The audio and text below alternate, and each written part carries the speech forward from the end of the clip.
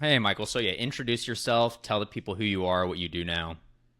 Yeah, right on. I'm Michael Conrad. I'm a senior account executive at n8n. And today we'll talk about a little bit about multi-threading and deal process. Your first 30 days at n8n, what were the three assets slash processes you built that directly drove pipeline and closes? Yeah, I would say the first was something that we called the landing larger talking points, and this was um, really a talk track for reps on the mid market and the enterprise team to be able to not only up level their conversations and get to executives faster, but really be able to increase our ASP. A lot of deals were coming in at our like entry level kind of pilot tier, and what we were trying to do is do larger deals. So I built out some talking points that kind of outlined where um, the major discounts are in our volume discounting, and then really have some talking points around why companies should adopt at a larger rate earlier versus starting small, which a lot of companies did. The second thing was a bunch of lists and like identifying my companies in LinkedIn. I still think that LinkedIn's the best prospecting tool out there. So being able to build org charts and really identify who the right people would be to go after in these accounts and multi-thread after you're engaged with these companies was something that I did early on, and that allowed me to be bold and ask better questions about who else was involved in these conversations. And then lastly, would be just a series of email sequences, and really like a template for how I was going to do my follow-ups. And maintaining that consistency has kept my customers accountable. My teammates use that as what they kind of use their or build their follow-ups around. And that again, I think has really increased the pipeline. Will increase the pipeline in the first 30 days. Yeah. That makes sense. Because, yeah, I saw you did 4.8 million in pipeline in 6 months. Is that like LinkedIn was one of your biggest pipeline sources? Is there like another one that was huge, or is it mainly LinkedIn was a good amount?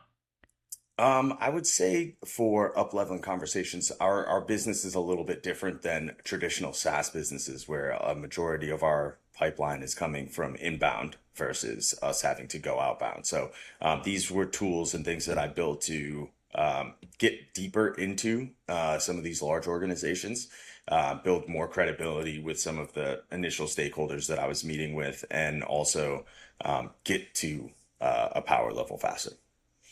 Okay, that makes sense. When the leads come in, is there a certain like what's the opener you use usually? From a like a discovery perspective, or From a tell me a little bit more exact about. yeah, from a Yeah. discovery perspective, yeah.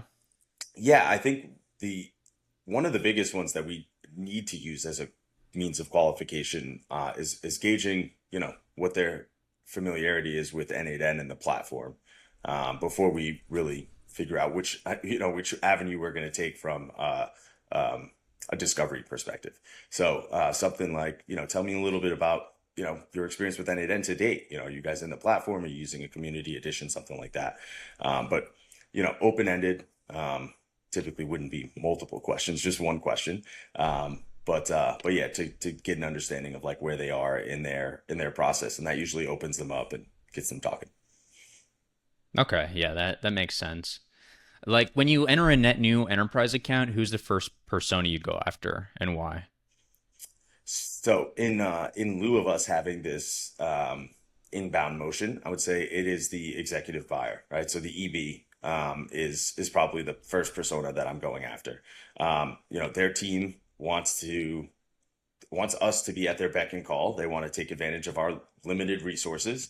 And the EB has the keys to unlock what we need to make their teams successful.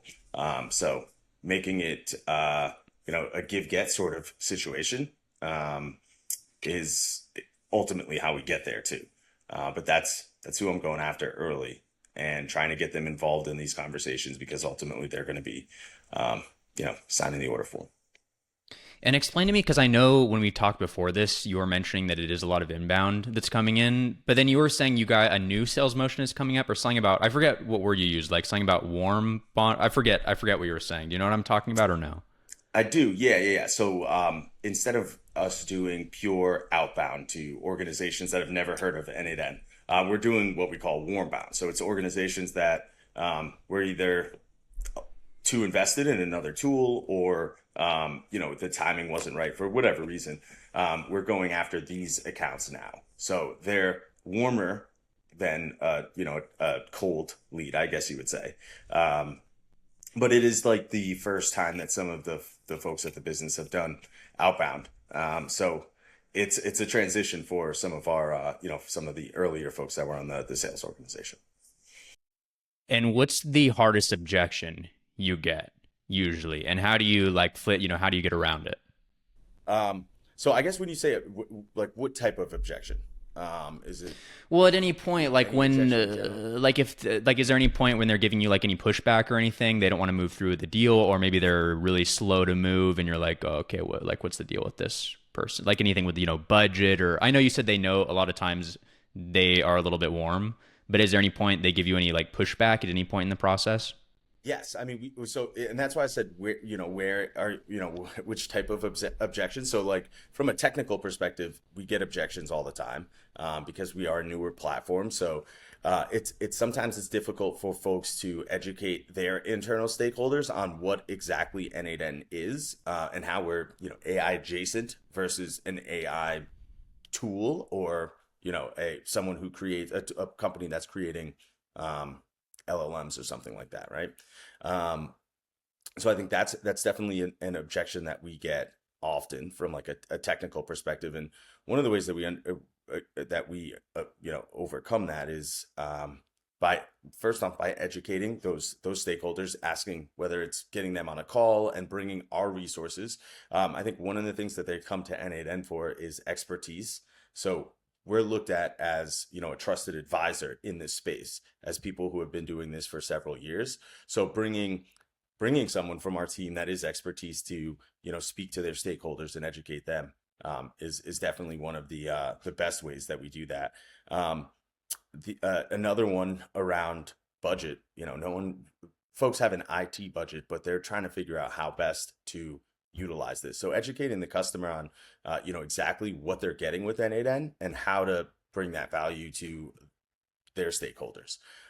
So one of the large retailers in the Boston area is one of our customers, and we were able to, in a 3 slide deck, illustrate the value that n8n would provide through some of the workflows that we built with them during the POC, and then show an immediate ROI based off of like our discounting.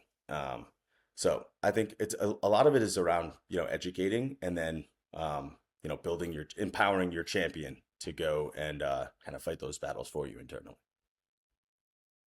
And you've been pretty successful. Like you've worked at a lot of big time places and you've been an enterprise rep for quite a while. Do you have any like quick rapid fire tips for just any B2B SaaS sellers out there? Yeah, I would say the first is definitely like if you have a technology that is not a commodity and something that people are coming inbound for to use your tool, be bold in those in your discovery calls, and definitely not in a bad way, but like get the things that you need again to make the customer successful, and understand that that there's a lot of things that you just by asking can get, whether that's an executive meeting, whether that's executive sponsorship, from your champion, and then also like just understanding what your champion's personal win is. I think that's probably the other thing that like a lot of sellers underestimate. So understanding what stake your champion has in this project being successful, and what that means for their career, for their personal life, for their social life at the company. That type of stuff is super important, and I think that's one of the kind of things that folks miss sometimes. So Okay, yeah, that makes sense. Well, I'm going to end it. I think that was pretty good. That was a ton of information.